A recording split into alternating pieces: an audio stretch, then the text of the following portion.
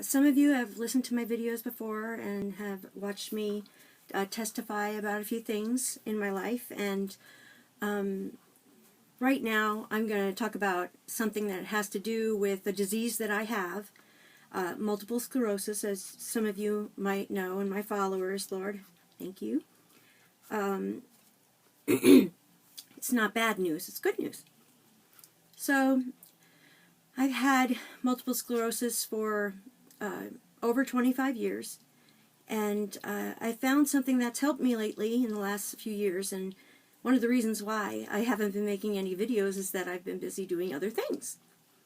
Other things such as crafts, like watercolor painting, learning how to play the flute again like I did in elementary school, learning how to read music, learning how to use a heat gun and embossing powder and UD and polymer clay and resin crafts, and well, you name it. I just had a heyday, and it was all caused by something intriguing that I had realized, and it has something to do with I'm going to be looking down for my notes, neuroplasticity. Now, when I first heard of neuroplasticity, I didn't know what it was, but as far as I knew, when brain cells died, there was no bringing them back. There was just no way. Well, my former mother-in-law, Irene, who is just a wonderful, wonderful lady, sent me an article about this neuroplasticity and things like they have these video games or these things that you can have on your iPhone. What is it called? Well, it's brain training. You're probably familiar with just that statement about it. So I was intrigued, and I had been curious about learning how to play the flute in my church because I really loved it when I was young, and I figured now that I'm disabled and retired from having to work that I would pick it up again. Well, I did, and it was quite remarkable. I was able to pick up the flute again and was able to play with my church band, and I loved it. And I had success, and it's been a long time since I've had success doing something. As some of you may know, with a disability that you get later on in your life, it kind of takes the steam out of your abilities because you just don't get the opportunity to be as successful as you used to. And I liked being successful. So I think that tended to made me not do as much, because I had a lot more failure than I had successes. So, I'm going to read you an article today, and this article inspires a lot of us to don't think of multiple sclerosis as the end. It's really just a new beginning for you to have a wonderful excuse to do all the things that you always want to do. Now, before this video gets too long, I want to say two major thank yous to a website called Patients Like Me, because there are in fact lots of patients just like me and you. And also a wonderful, well-known speaker who is, I believe her career was supposed to be, and still is, like a reporter or journalism and such, and her name is Lauren Parrott.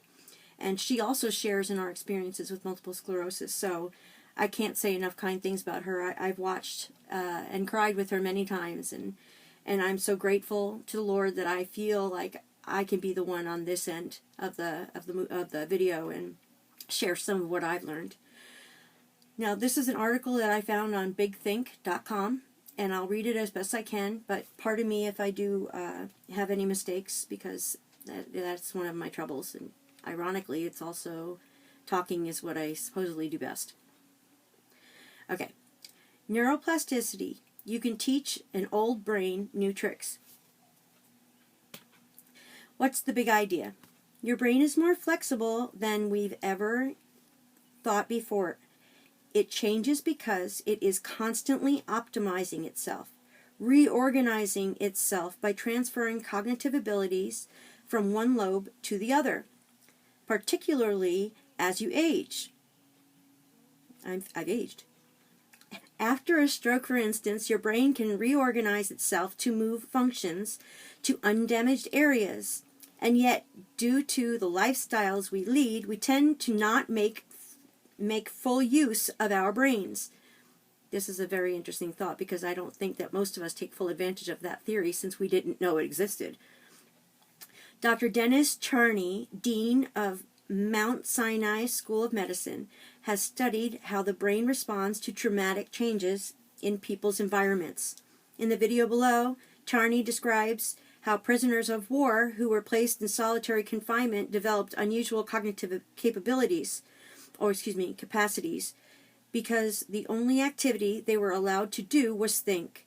POWs were essentially exercising their brains. What can we learn from this? Now, Charney has a video below, and it speaks about psychological therapies that can improve learning. But really, I'd like to stop there, and I'd like to just interject my own findings. Seems like every time someone makes a video, they have to apologize for not being an expert or a doctor, or caution people about, please don't take my experience to heart, or try these things at your own risk. Well, since this isn't exactly a fail video, I feel pretty confident in saying you should probably try what I'm about to say. And I'm not a doctor. Although I do feel like I could be the doctor of my own mind, because I believe if you study something long enough, we could all be doctors. So I wanted to encourage people to start picking up the old interests they used to have, whether it was artistic or musical or building things or carpentry. Be careful with the sharp things and the heat and the knives and the. I've hurt myself quite a bit. If you begin to open your mind that you can relearn certain tasks and start even getting into new crafts, like I mentioned before, I got into polymer clay, I got into needle felting. I've been a crocheter for some amount of years now. I was a painter, and I don't know why I feel like I can't call myself an artist. I guess because I just dabble in everything. So some people would say that's a multimedia artist. I guess you could say that. I guess just because I try not to think too much about my abilities, though I do have some. I have dabbled, like I said, in polymer clay and jewelry making. I watch YouTube is just the most wonderful asset that I could have ever dreamed of. It was like going to college without leaving my home. I'm learning about soldering right now. I have a UD pot. If you don't know what a UD pot is, it's kind of buried in my desk, so I can't really grab it right now, but I can show you one of the products made by Ranger or Sue Weinberg. Can you see that? This is embossing powder, or ultra thick embossing powder. This stuff is awesome. You get a heat gun or a melting pot, which is like this little skillet, and you pour this stuff in it and it turns to liquid, and then you pour it on things like craft mats or stamping, you know, those big huge stamps with the patterns. You pour it on top and you peel it off, and you've got this really pretty, almost like a picture.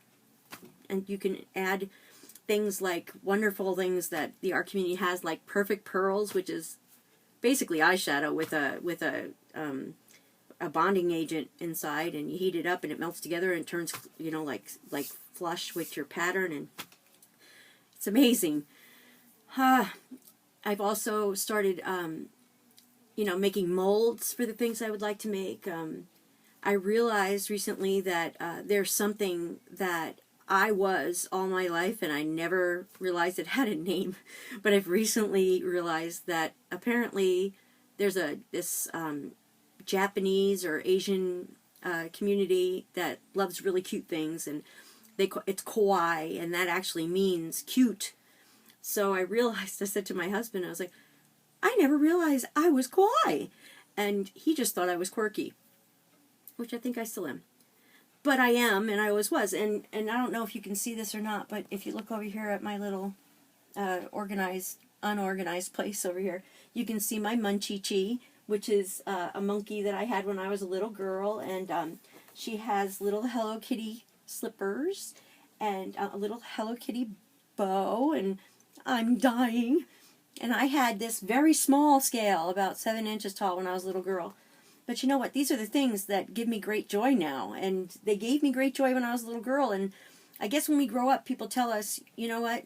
You grew up. Or they say in a negative way, grow up. And I think I may have said that to my 4 children a few times, and bad.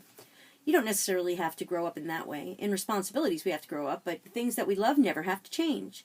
And Hello Kitty, as you can see, has been, you can say that she has been my own personal representative of happiness since I was 5 years old. I loved Hello Kitty and Munchie-Chi. And anyway, enduring something that changes your life, like a chronic illness, it really changes your perspective, and it makes it okay for you to be who you are inside. Happy, joyful, kooky, quirky, whatever the adults like to call you now. What's that word when they call eccentric, maybe? Might even be a phrase or a word that they use to describe you. That's okay. That's me. I'm happy. And I've invited the things in my life back into my life that made me happy when I was younger, and now I found I'm happy again. So keep in mind that multiple sclerosis is, it can be a really awesome opportunity to do all the things that you always wanted to do, but in the world standards, you weren't quite good enough to be able to make it your living.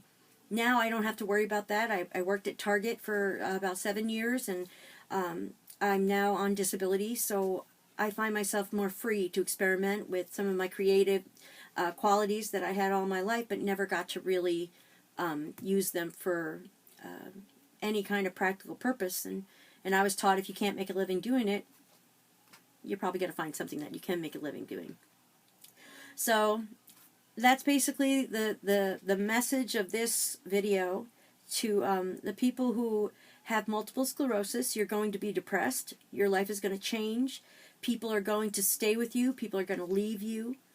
You're going to have a lot more failures than you have successes. And if you're anything like me, that's going to just attempt to destroy you. But just find something else you can find success in, and it will replace those other things. And perhaps if not replace, if replace is a bad word, perhaps you can say that it will, it'll just bring positive attention, and it will disrupt that negative trend that we remember so well from the lives we used to be able to have. So, yeah, I think neuroplasticity is huge. I feel a million times better than I did. I'm not on any I should have said this in the beginning. I'm not on any multiple sclerosis medications at all. I have had Tysabri, Avonex, and Gilenya, and although I didn't really respond well or much at all to any of these medications, I didn't really have too much harm done to me, but to me the side effects versus no medication, with just living with this disorder and trying to keep my life as I was thinking of a movie that said Quan. I think it was Cuba Gooding Jr. in where that one guy was a sports, like a manager or something. Jerry Maguire! See, my memory's better. Anyway, keep your life quiet and peaceful, and you can do that with some of the old crafts that you used to do, whether it be woodworking, which I did too, but have arthritis really bad in my hands, so can't really do that anymore. But move along if you find yourself not successful at a craft. I mean, I could tell you that I wasn't successful at probably watercolor painting like I really wanted to be successful. I really wanted to do it. I wanted to be really exceptional at it. I like that. I like feeling like I was worth, that it was, people would look at me and go, wow, you did that. So, yeah, I'm going to make another channel too, a much more lighthearted channel to go along with my crafting experience, and share what little I know, because I'm sure, just like me at one point, there's people out there that know littler than me.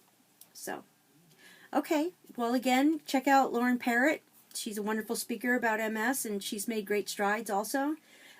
Patients Like Me is on the internet. You can find that too, and the multiple sclerosis website also has quite a bit of helps out there and people you might be able to get a hold of to hang with. But I found that more importantly, hanging with people that don't have MS, like on YouTube, and experiencing some of their laughter and their joy and their quirkiness. This, by the way, is going to be one of my videos that I do next. This is called a Kwai box. This is something that I wanted to do, and I finally did it. So, if you want to see some cute stuff, you should keep track of me, because things have changed. Things have changed. I'm much happier. And that makes everybody around me much happier too. So, thank you so much for watching, and check out some of my videos. They're coming. Bye.